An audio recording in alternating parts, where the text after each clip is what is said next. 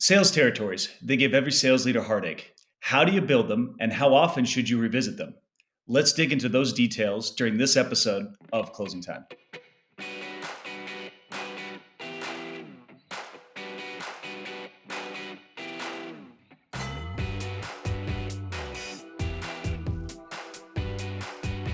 Thanks for tuning in to Closing Time, the show for go-to-market leaders. I'm Dave Osborne, Chief Sales Officer at Insightly, and I'm joined by Brad Rosen, President of Sales Assembly. Welcome to the show, Brad. Thanks. Great to be here. So, Brad, back in the day, life was pretty straightforward when it came to territories, right? You got a map and you just drew up different geographies that made sense, but times are changing, right? In the era of more remote work, is that even a realistic approach, or how should leaders be thinking about this? Yeah, I guess no more yellow pages, just like, all right, take letter H. But yeah, I mean, I think it is very different. And I do think what's interesting is it's almost like the pendulum swung, and I feel like it's sort of starting to swing back a little bit. But I think a lot of times when we thought about territories, when we started to look at remote work and folks living in different places, especially reps living in different places, we kind of threw that out the window and said, well, let's just make sure that we have potentially equitable books and making sure that everything makes sense from like a time zone perspective. So I do think time zone is actually a very big deal, right? We don't want necessarily someone handling New York when they're on the West Coast because they're not waking up for potentially 3 hours after your prospects and customers are. So that's definitely something to keep in mind. And when we think about going to see customers, that stopped for a long time, but I do believe that that's actually an advantage right now. If you're going to see customers, prospects, and having meetings, I think it's a lot easier to churn off of tools, to ghost people, to do all these things that like ideally are not happening, but it's easier to do when you don't have a relationship with the person. You haven't met them. You don't know about what makes them tick, what they enjoy doing, about their family, things like that. When you build a relationship with someone, you have a lot better opportunity to help them through their challenges and problems, and you're going to keep, hopefully the business relationship going. So as far as territories, I do think it's important to think about how can we at least create pockets where if you want to go visit a certain city or a certain place, you'll have a handful of meetings to be able to do that. And I also think that it's very challenging these days because your prospects and customers are also in different places. So just because your headquarters says you're in New York City, your VP of sales, your head of finance could be in Bozeman, Montana, or Jacksonville, or like anywhere. We don't really know. So are you breaking up your territories by headquarter, by where your target buyer is? There's a lot of different factors to consider. For sure. And I mean, it also has something to do with the corporate maturity of your business, right? If you're a startup, like I think about territories, there's somewhat of like a spectrum, right? If you're a startup, maybe you're more on the wild, wild west side, right? Where you don't need as much rigidity to how you're deploying territories versus if you're, a much more mature company or a public company, perhaps you're at a point of certain scale where you need to have very defined territories, right? Defined guardrails. So when I think about that, there's a lot of ways people approach it, right? When you're trying to segment accounts, right? We talked about geographies. There's also vertical approach. You could do named accounts if you're up to it, to have the RevOps team to support it. There's dynamic territories is a new way that people are doing it. So if you're going about doing this, what factors do you consider when carving that up? First, I would use your current data if you can. If you have enough data and you're confident in the data, right? Let's understand exactly where our best customers are coming from, and not just like most customers. Like the most customers are in this city, but when we say best customers, we're talking about conversion rates and how long it takes them to get through the sales cycle. On average, how much they're paying. Are they retaining? Are you able to upsell them? Those are your best customers, right? Like there's more that goes into it than just I can sell them really quickly. So I would take all of that into account. And then I would start to look at the different factors, like you said, that probably make somebody a good candidate. They're in your target ICP. Maybe they're in an industry or a company size that makes sense to you, potentially a geography. And then we start to look at the product, right? Folks who maybe integrate with a different solution or have, like they have Salesforce or they have HubSpot or they have Insightly or they have all these other tools, like which one's right for me and my prospect. I want to make sure that I'm focused on those folks because they are going to be better to sign up. And so when you're talking about equating different books and making them equitable, I typically say, like, you can start with what you think is right. Like, you're typically not far off with the top 3 or 5 different, uh, you know, focal points. Now, if you really want to go deep, you could start to run a regression model. And you can do that. I think that's very valuable. But what you're typically going to find is like the 3 to 5 that you thought were really important, those are obviously typically show up high. And then there's probably like 2 or 3 or 4 other factors that you didn't think about that might play into making the books equitable. Absolutely. So maybe a trick question for you, but it's kind of one of those chicken and egg kind of thoughts, Brad. So are the best reps the best because they have the best territory? Right? Like I know a lot of sales leaders struggle with this. Should the best AEs get the best territories? Or do you think it's better to have evenly distributed accounts across the team?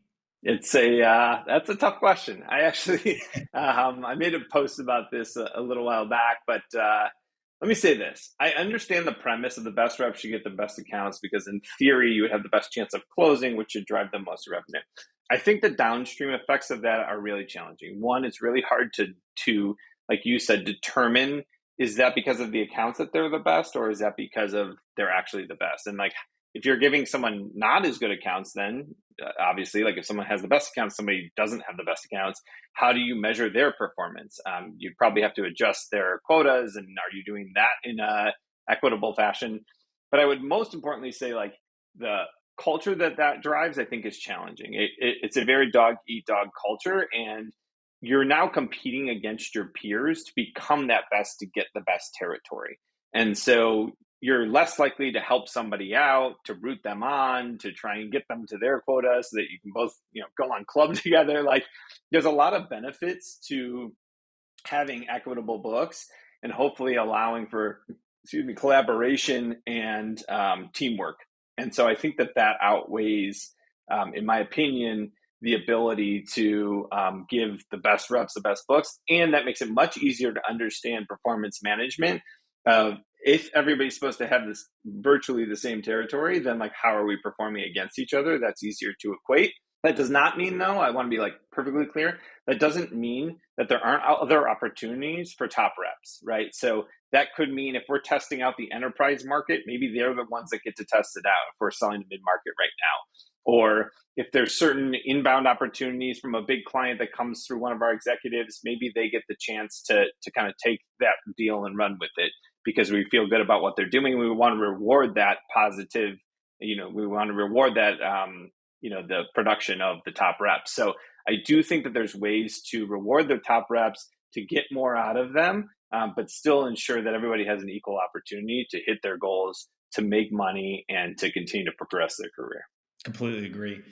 Side note, for any reps, high performing experienced AEs out there interviewing for a new job, make sure to ask about your territory. That's right. Before in the negotiation. I think it's a critical part to like how they're setting you up for success. Right. But Yeah. What's this territory? Is it new? Is it a new territory? Am I taking over for somebody else? How picked through has it been? Yes. Because as we were scaling, we would always put aside 1 or 2 books, depending on how many folks we were looking to add to the team that time period, Right. for new folks. But a lot of companies don't do that. They just say, well, we have 6 people on the team. We're going to build 6 territories. Now, what happens when the 7th comes in? Either they get lower accounts based on, the scoring model, or you have to start ripping out from other reps, and that becomes messy. So I agree. Yeah. What's my territory? Who had this territory before? What was their attainment? All those questions. And if they can't answer those questions, that's probably an answer in and of itself. Yeah, that's a flag. I mean, similar to, if you're a sales leader interviewing for a new job, you want to understand the context, right? Is this a backfill for someone that you let go? Is this a net new? If you're an AE, you should want to know similar context about the territory that they're projecting that you inherit. Yeah, right? Exactly. Is this net new? What is the context there? Because, it could be a great company, great product, but if it's kind of a piecemeal territory, it could be a tough road to hitting your number. That's right. Right. So, as leaders, this is not a topic that we like to address often, right? We often think of territories as like a set it and forget it. but realistically, that's not going to cut it, right? So, can you talk a little bit about the redistribution frequency? Like, how often should we be reevaluating books of business? Yeah. First, I'd like to say that I do think reevaluating and redistributing books is a healthy practice. I think that like a new voice, potentially new eyes, new tactics, things like that can a lot of times spur conversations that weren't happening in the past. So I do think that there's a benefit to that. So I do think you should not just like set it and leave it for 3 or 4 years or something. I don't think most people do that, but like just saying if you were, like I probably wouldn't. You also have to think about your sales cycle length. So if your sales cycle length is 3 months, you're probably a general rule of thumb like 2 to 3x like what your sales cycle length. Well, give it a few turns here, right? So if your sales cycle length is 3 months, you probably need 6 to 9 months at least of sitting in the book. Versus if you look at an enterprise deal that maybe takes a year, you can't give just a year to sell that deal. Like you would basically sell nothing, and then you got to go start all over again. So you probably need 2 or 3 years with that book to really be able to dig in and do it the right way. So you want to find a multiple that works for you, in kind of in that range, and then go find redistribution. One thing about redistribution that I found helpful in the past, allowing for what we called keeper accounts. Making sure that folks that are making traction, maybe they're on the 10 or 5 yard line of certain accounts. You don't want to just go rip that out because like that's bad for obviously your rep, but it's also bad for the customer. They're really close. They've had good conversations. Maybe they have a good relationship with this rep, and now you're changing it. Like that's not a good experience. So have some number of accounts that those reps can keep. Obviously, everybody gets that opportunity, so it's equitable. But and then you'd have to make sure that the books are still equitable after that. But I do think finding ways to allow the team to continue to work certain accounts that they feel good about is also just like a really good practice. So, Brad, how do you balance that? Because that's a tricky one, right? Like as an AE, and I'm guessing at once upon a time you were an AE as well. Like the accounts that you manage, I mean, that's everything to you, right? I think I can think of in a lot of experiences. I used to get Christmas cards from these customers, right? So losing these accounts was a really tough practice, right? And now being in the leadership seat, it's like we understand that we do have to redistribute books, right, to make sure that we're scaling the company appropriately. But how do you balance that with reps that obviously don't want to lose these accounts, but this is for the greater good of the business? Like, what's your approach, or what do you consider when addressing that difficult problem? Yeah, I do think it's important to think about if you're switching accounts of current customers. I think that's a different practice than if you're all new business focused.